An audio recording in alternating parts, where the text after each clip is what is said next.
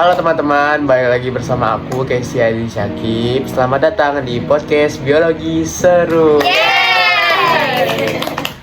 Kali ini aku sama narasumber aku hari ini bakal bahas tentang hubungan biologi pada tubuh manusia dan pada makanan yang ternyata saling berkaitan tanpa kita sadari. Ya, benar. Sebelum masuk ke pembahasan nih, aku mau masing-masing dari kalian perkenalan diri dulu. Dari mana nih? Depan, belakang. Dari Putri dulu deh. Ya, Putri yang di atas nih, di atas. Semuanya perkenalkan, nama aku Putri Nabila Cantika. Hai, perkenalkan nama aku Andini Tiara Cahaya Putri. Hai, perkenalkan nama saya Nur Hasana. Hai, kenalin nama aku Selya Puryanti. Halo, aku Putri Part 2. Putri Azara.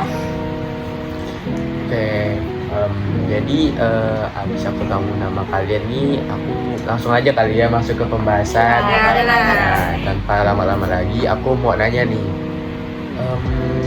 Aku mau kaitan sama kemarin kan kita olahraga nih. Ya, Mata pelajaran. Itu nggak saya yang roll depan. Iya. Nah, itu olahraga udah pasti kita ada stretching, ada pokoknya capek-capek lah kan.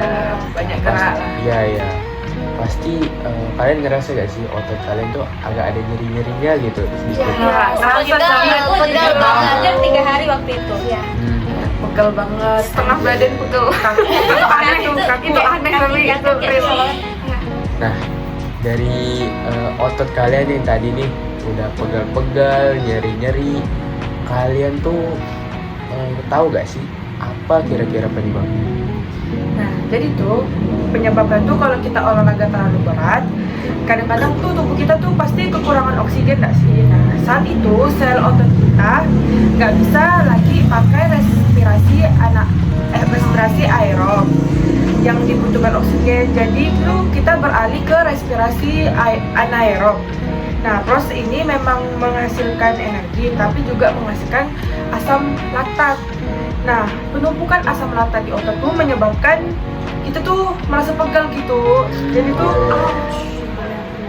jadi tuh setelah olahraga tuh kita bakalan merasa pegal, kaku, bakal bisa kram malah. Nah, tapi tuh walaupun setelah kita melakukan olahraga terus pegal tuh, untungnya tuh nanti dia bakalan hilang sendiri seiringnya kita tuh beristirahat gitu. Nah, kalau misalnya oksigen kita sedikit terbatas gitu, apa sel kita masih bisa hidup? Masih bisa hidup dong. Sel tetap bisa bikin energi dengan jalur darurat gitu, dengan melalui respirasi anaerob. Energinya memang sedikit, tapi setidaknya masih bisa buat bertahan lah. Oh gitu ya. Sudah terjawab kan ya pertanyaan kenapa kita bisa pegel gitu.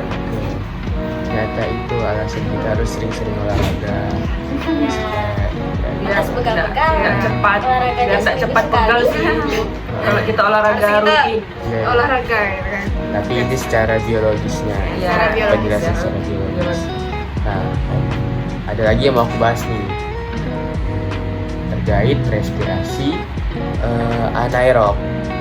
Nah, sebenarnya tuh aku masih belum terlalu paham respirasi anaerob ini apa sih dan kenapa dia tuh disebut tanpa oksigen gitu. Respirasi anaerob itu sederhananya adalah proses menghasilkan energi dari glukosa tanpa menggunakan oksigen. Kenapa disebut tanpa menggunakan oksigen? Karena sederhananya sel kita biasanya butuh oksigen untuk menghasilkan glukosa secara maksimal, untuk mengucap glukosa secara maksimal kan. Tapi dari respirasi anaerob ini glukosa memecah itu tanpa menggunakan oksigen, tapi hasil energinya itu lebih sedikit daripada respirasi aerob.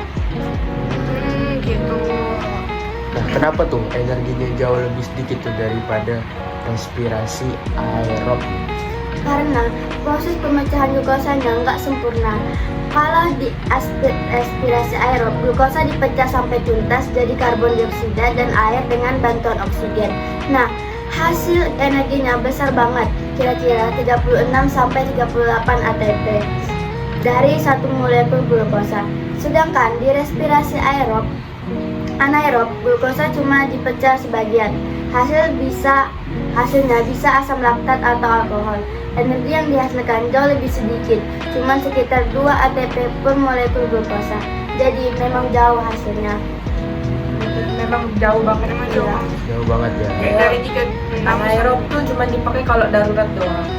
Kalau Benar lagi lagi capek. Oh iya. Kalau ada kekuatan aktivitas fisik. Oh iya iya. Lumayan menarik lah buat aku dengar.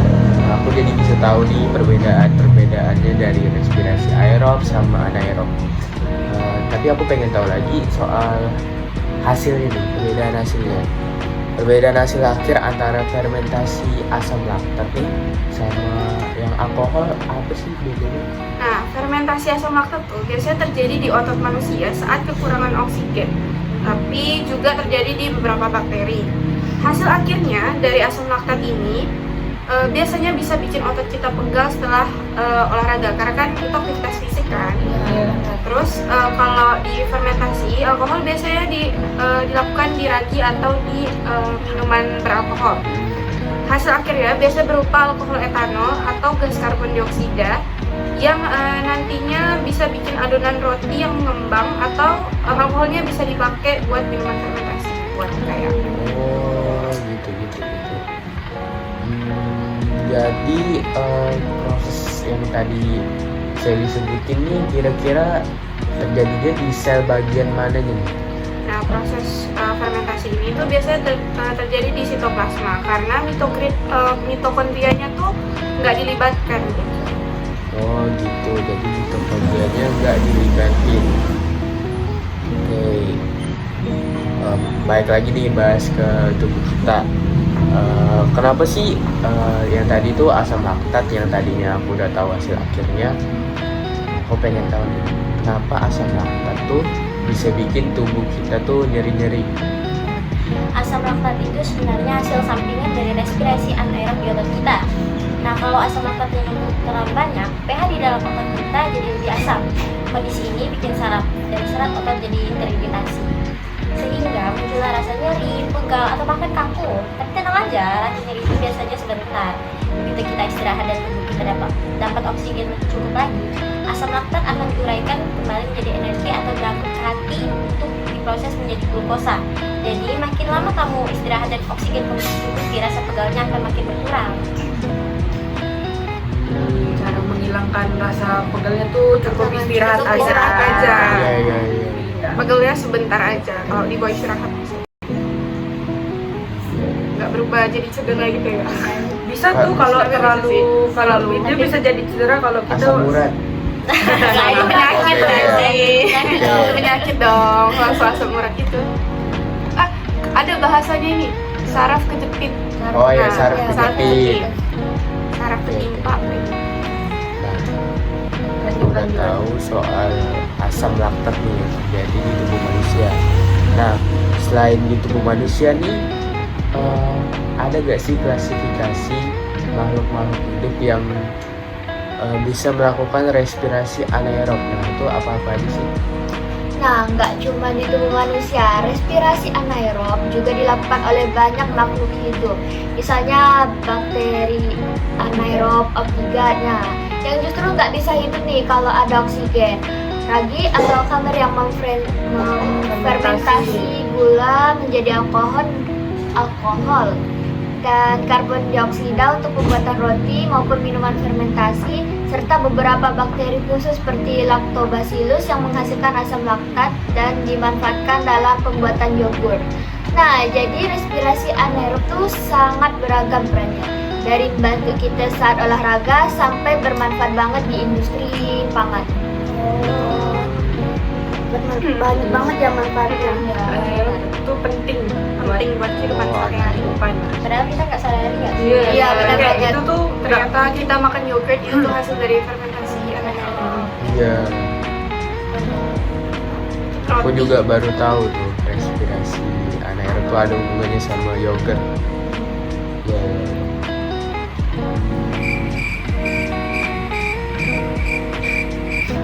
Jadi yogurt yang sering kita makan tuh hubungannya ada gitu sama respirasi anaerob ya. Ya, benar banget. Ada pasti ada. Bahkan tuh ada bakteri yang namanya bakteri anaerob obligat tuh dia tuh bahkan mati kalau kena oksigen. Kebalik ya sama kita, kayak manusia gitu. Kalau nggak ada oksigen, kitanya yang mati. Iya, benar banget. Ya. Itu laudik kehidupan. Oke, balik lagi ya ke pembahasannya. Oke. Oke, kalau tubuh nih terus-terusan pakai respirasi anaerob, ada gak sih efek sampingnya? Kalau tubuh terus-terusan mengandalkan respirasi anaerob, efeknya jelas nggak baik.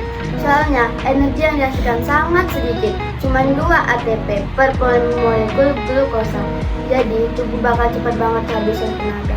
Selain itu, asam laktat yang menumpuk bisa bikin otot nyeri, kaku, bahkan kalau berlebihan juga bisa mengganggu kerja enzim dan keseimbangan pH tubuh. Dalam jangka panjang, tubuh bisa mengalami kelelahan ekstrim dari resiko cedera otot makin besar. Itu sebabnya respirasi anaerob biasanya hanya jadi jalan pintas darurat saat oksigen nggak cukup. Sedangkan sumber energi utama tetap respirasi aerob. Gitu. Jadi sistemnya tuh kayak utang gitu ya, utang energi. Jadi, Sifatnya mirip gak sih sama sel darah putih sama darah merah? Oh, Kayak iya. merah tuh yang utama, putih tuh akan backup kalau misalnya yang merah udah nggak bisa backup. Ya, Oh, iya, sama iya, kayak iya. gitu. jadi tubuh kita tuh pinjol dulu gitu. Iya, iya. Jangan Iya. terlihat. Analogi jam dulu, bayarnya belakangan. Iya. Pinjol dulu ke respirasi aerob, tapi utamanya tetap aerob. Oke, aku paham. Jadi kalau balik lagi nih, kalau misalnya di kehidupan sehari-hari yang biasa kita makan tuh contohnya tuh ada gak sih yang biasanya yang kita makan sehari-hari tuh yang memanfaatkan respirasi anaerob ini? Wih, banyak banget sih kalau contoh buat makanan sehari-hari. Kayak misalnya contohnya tuh biasa ada roti, tempe, yogurt, minuman fermentasi kayak yogurt drink atau kayak wine, juga bir, tua. Kalau di sini kan ada tua. Banyak ya, aku tadi dengar ada roti, tape, yogurt, tua Dari tua. Walaupun Tahu ya kan bang? nggak halal ya. Boleh dong. Ya. Tapi itu maksudnya tetap ke kategori fermentasi. Fermentasi Iya. alkohol. Fermentasi. Jadi aku ada dengar roti nih, ada tape. Nah itu aku biasa lihat tuh orang bikinnya tuh pakai ragi kan. Iya, ragi. Aku penasaran kayak kalau ditambah ragi tuh dia bisa ngembang gitu. Bisa ngembang, kalau di roti dia bisa ngembang, kalau di tape dia ke fermentasi. fermentasi, Nah, iya. jadi aku pengen tahu nih kalau ragi ini fungsinya apa gitu buat roti sama tape. Nah, fungsi ragi itu melakukan fermentasi alkohol. Dari situ keluar CO2 yang bikin roti mengembang dan etanol yang memberi aroma khas untuk tape. Nggak ada kandungannya. Ternyata bau gas-gas di tape tuh dari etanolnya itu, Ya, Dari raginya. dari raginya. Iya. Nah, kalau di industri lain nih selain pangan, misalnya di industri bahan bakar, ada gak sih kayak manfaat-manfaatnya gitu? Pasti dong. Anaerob kan nggak cuma dipakai di industri pangan ya. Respirasi anaerob juga dipakai untuk produksi bioetanol sebagai bahan bakar alternatif dan juga berguna dalam pengolahan limbah organik tau. Iya. Jadi selain dia buat tubuh kita juga atau buat pangan, dia bisa menghemat energi juga ya. Bisa jadi energi Jadi alternatif. Alternatif. bisa buat ngolah limbah juga yang sampah-sampah gitu. Oh iya benar. Jadi Adiwiyata. Adiwiyata tidak mengelola bang. Oh iya. Iya. Lupa. Nah, kalau misalnya hasil energinya dikecil dari tadi itu, kenapa tubuh kita tuh tetap mempertahankan respirasi anaerob? Karena inilah dia satu-satunya cara darurat kalau oksigen itu habis. Lebih baik dapat 2 ATP daripada tidak dapat sama sekali. Mahal aja. Benar. Si- Nah. walaupun cuma 2 ATP itu tetap berguna ya. Iya, iya. Daripada nggak sama sekali gitu kan. Apalagi tadi kita sampai pinjol buat Iya. misalnya capek kan. Soal energi, ya. Iya, iya. Nah, jadi dari yang kita bahas tadi, dari fermentasi asam laktat, fermentasi alkohol, ada respirasi aerob, respirasi anaerob, itu udah buat aku paham banget dari penjelasan kalian. Nah, ada satu pertanyaan lagi yang pengen aku tanyain, yaitu kira-kira nih menurut kalian lebih penting mana, respirasi aerob atau anaerob? Menurut kami sih dua-duanya penting. Cuman aerob tuh lebih kepakai buat ke sehari-hari gitu. Kegiatan sehari-harinya. Sedangkan kalau anaerob tuh buat pas darurat aja. Ya. Oh iya, Mungkin cadangan gitu. Kasihan second choice. Iya, so emang Second choice ya. sedih. kasihan. Dia datang pas dibutuhin aja. Siapa tuh? Oke, terima kasih buat udah jawab pertanyaan-pertanyaan aku. Aku jadi paham banget soal respirasi aerob. Nah, jadi teman-teman yang buat yang menonton juga itu bisa paham lah tentang respirasi anaerob, aerob, hubungannya sama industri pangan atau industri bahan bakar. Nah, juga fermentasi asam laktat. Nah, gimana kita tahu juga ternyata makanan kita sehari-hari kayak yogurt, roti, tape itu ada hubungannya sama hal ini. Nah, kita juga bisa tahu nih kayak ya hal-hal yang kita lakuin sehari-hari, kayak habis kita olahraga kita nyeri, pegal-pegal tuh alasannya karena apa tuh ada penjelasannya secara biologis. Nah, jadi terima kasih buat yang udah mendengarkan dari podcast biologi seru ini. Sampai jumpa di episode berikutnya. Bye bye.